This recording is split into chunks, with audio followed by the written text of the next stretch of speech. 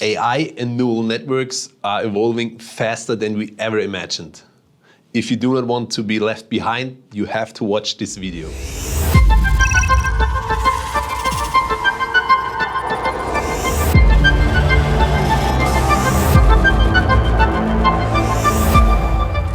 Hello everyone and welcome to Rutronik's channel. We are starting a series of tutorials about PSoC Edge microcontroller from Infineon. In these videos you'll learn how to recognize gestures and keywords on smart home devices without the internet, using MCU, neural networks and Rutronik's radar board. Together we will go through all the stages of developing an application that uses neural networks. The main goal of our project is implementing voice and gesture recognition on smart home devices. There are two ways to reach this goal with and without the use of neural networks. Let's compare how to recognize a click using one and another method. The raw data is collected using the radar module from Infineon, which measures amplitude over time. Since the module has 3 receiving antennas, we get 3 curves. However, we can't identify a click just from the ray data. We need to go deeper. Pre-processing helps us to extract motion features from the sensor data. With these features, we can see how the motion changes as the gesture is performed. The results from the pre-processing are used as an input for the algorithm and neural network. Let's take a closer look to the algorithm we use to recognize a click. The first step is to wait for the absence of motion in front of the sensor to avoid errors. Next, the algorithm checks if motion is detected. If no motion is detected, it goes back to the waiting step. If motion is detected, the analysis begins. A click has 2 parts, a downward motion and a return upward motion. The hand doesn't return to the starting height, but it stops in the middle. First, the algorithm checks for a decrease.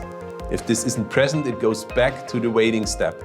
If there is a decrease, the algorithm checks 2 parameters: the distance the hand moved and its speed.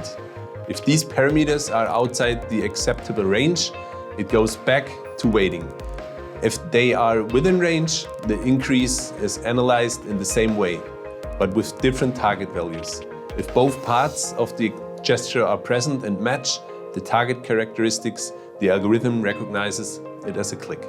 Now let's look at how a neural network recognizes a click. During training stage, a neural network learns to identify correct solutions using a large dataset. Once trained, the network evaluates the gesture and gives probabilities for 2 events: a click detected and no gesture detected. There are 3 possible outcomes: a high probability of a click, a high probability of no gesture, or an uncertain result between the 2. Let's summarize the main points of the algorithm and the neural network. The main challenge of the algorithm is correctly determine the steps to find the solution. In other words, writing the algorithm itself. For the neural network, the hardest and most resource demanding part is collecting the data for training. The algorithm is a deterministic method, meaning its steps are clearly defined and its outcome is certain. The neural network, on the other hand, uses a not known in advance chain of neurons to arrive at a solution, and its result is uncertain. A neural network requires more computing power than the algorithm because it checks many possible solutions. For this reason, a neural network can handle many variables and is well suited for solving complex nonlinear problems. Its layered structure helps to model complicated patterns. The algorithm is good enough for gesture recognition. In our PSoC Edge project, we are going to recognize voice and gesture commands and use neural networks for both of these tasks. In the next video, we will discuss the stages of developing a neural network. To learn more about how PSoC Edge can benefit your project, contact Rutronik System Solutions. Subscribe to our channel and stay tuned.